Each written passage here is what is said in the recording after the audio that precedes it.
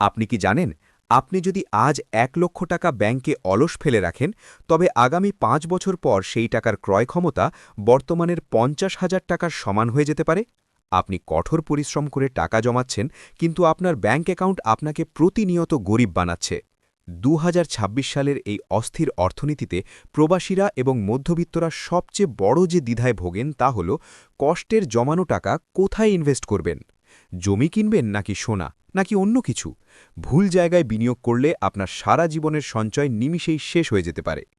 আজকের ভিডিওতে আমরা বৈজ্ঞানিক তথ্য এবং ২০২৬ সালের মার্কেট ট্রেন্ড বিশ্লেষণ করে দেখাব কোনটি আপনার জন্য সেরা বিনিয়োগ।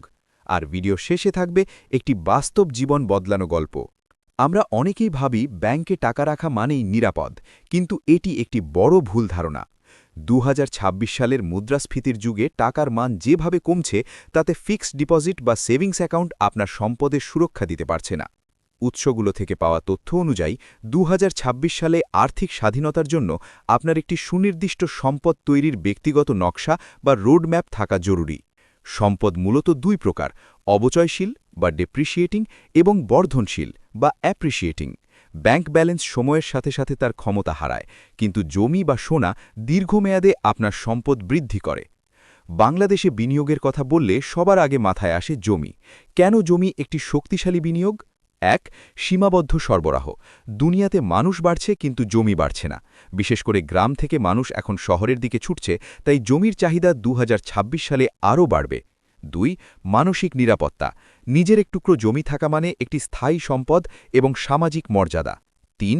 বিশাল রিটার্ন। সঠিক সময় সঠিক জায়গায় জমি কিনতে পারলে তা কয়েক বছরে ২-৩ গুণ পর্যন্ত লাভ দিতে পারে। সতর্কতা: এই ভুল করবেন না। জমিতে বিনিয়োগের বড় ঝুঁকি হল লিকুইডিটি বা নগদায়ন। আপনার আজ টাকার দরকার হলে আজই জমি বিক্রি করতে পারবেন না। এছাড়া দলিলাদি যাচাই না করে জমি কিনলে আইনি জটিলতায় সব টাকা হারানোর ভয় থাকে। ২০২৬ সালে প্রবাসীদের জন্য সেরা ৩টি ইনভেস্টমেন্টের মধ্যে সোনা অন্যতম। কেন? ১. মুদ্রাস্ফীতির রক্ষা কবচ। যখনই বিশ্ব অর্থনীতিতে অস্থিরতা দেখা দেয়, সোনার দাম বেড়ে যায়। ২০২৬ সালের মার্কেট অনুযায়ী সোনা আপনার টাকার মান ধরে রাখার সবচেয়ে বড় হাতিয়ার। ২. সহজ নগদায়ন।